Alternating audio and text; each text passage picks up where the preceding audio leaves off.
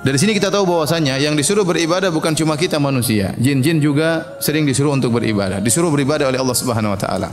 Oleh karenanya saya disebutkan oleh sebagian ulama, Syekh bin Baz rahimahullahu taala kalau beliau menyampaikan ceramah terkadang beliau menyebutkan ya ma'syaral jin, dalam ceramah beliau menyebutkan hai para jin sekalian ya. Karena bisa jadi dalam pengajian ada jin-jin yang hadir. Mungkin di sekitar ibu-ibu ada jin-jin, kita enggak tahu ya. Sekitar bapak juga ada jin-jin, kita enggak tahu. Jin-jin yang baik insyaallah untuk pengajian. Jin salafi mungkin.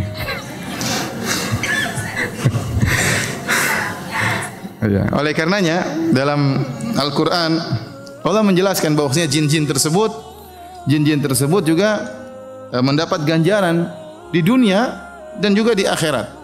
Di dunia dan juga di akhirat. Seperti lihat halaman 23 saya nukilkan firman Allah dalam surat Jin. Kata Allah Subhanahu wa taala, "Wa ammal qasituna fakanu li jahannam hataba." Adapun golongan jin yang menyimpang dari kebenaran, maka mereka akan menjadi kayu api bagi neraka jahanam, ya. Karena Allah menyatakan neraka jahanam ya waquduhan nas wal hijarah ya, bahwasanya bahan bakarnya dari manusia dan juga dari batu. Ternyata jin juga bisa menjadi bahan bakar neraka jahanam. Kemudian kata Allah, wa allaw istaqamu ala tariqati la asqainahum ma'an ghadaqa. Seandainya mereka istiqamah di atas jalan yang benar, maka kami akan berikan mereka air yang segar. Maksudnya ini ungkapan dalam bahasa Arab artinya rezeki yang banyak. Jadi para jin kalau mereka bertakwa kepada Allah juga diberi rezeki di dunia seperti manusia.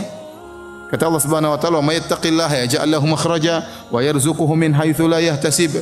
Barang siapa yang bertakwa kepada Allah, maka Allah akan berikan solusi baginya, wa yarzuquhu min haitsu la yahtasib, dan Allah akan berikan dia rezeki dari arah yang dia tidak sangka-sangka. Jin pun demikian, kalau dia bertakwa di dunia, dia akan mendapatkan rezeki yang banyak.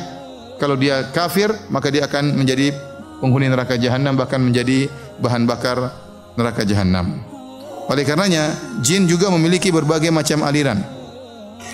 Allah berfirman tentang perkataan para jin tentang diri mereka. Allah menukil perkataan para jin, mereka berkata, "Wa anna minna salihuna wa minna duna dzalik, kunna tara'iqa qidada." Kami para jin di antara kami ada yang soleh dan di antara kami ada yang tidak soleh, dan kami memiliki jalan-jalan yang berbeda-beda. Kami juga bertariqat-tariqat. Bukan cuma manusia yang punya tariqat-tariqat. Jin-jin juga memiliki tariqat-tariqat.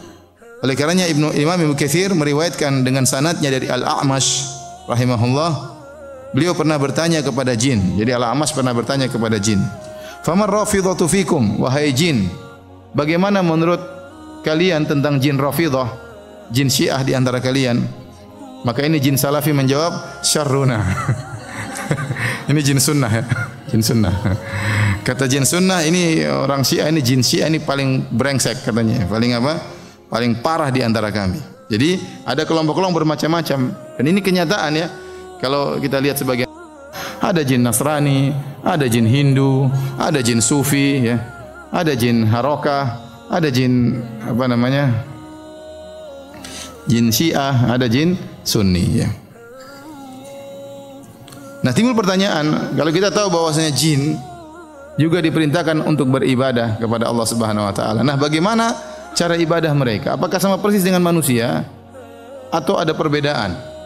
Maka para ulama usul, ahli usul fiqh telah menjelaskan hal ini. Mereka mengatakan ada khilaf di kalangan para ulama, tapi menurut pendapat al-muhaqqiqin, yaitu para peneliti di kalangan para ahli usul fikih, bahwasanya jelas ada perbedaan antara cara beribadah jin dan manusia. Meskipun secara global sama, tapi secara detail pasti ada perbedaan, mengingat kondisi jin dan manusia yang berbeda.